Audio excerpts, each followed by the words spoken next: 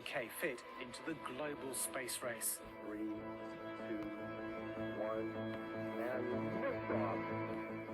The space race used to be dominated by America and the Soviet Union. Now there are many other nations, China, India, Japan, all wanting to be part of the action with increasingly ambitious missions even to the moon. There are also private companies getting in on the act. Stage 1 chamber pressures are nominal. SpaceX, obviously, launching thousands of satellites every year.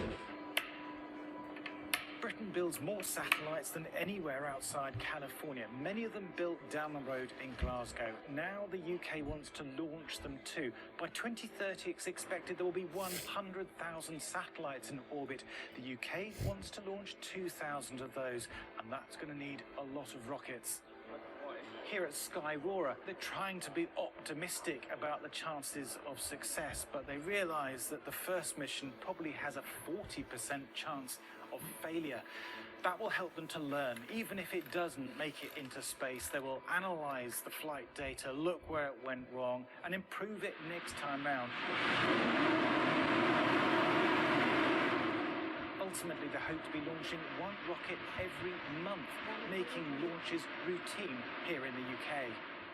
Scotland is rapidly becoming the epicentre of the UK space industry, not just because so many satellites are being built in Glasgow, but also because there will be 3 spaceports north of the border. One in the Western Isles, one on the northern tip of the mainland, and also one in Shetland, where Skyrora hopes to launch in 2024.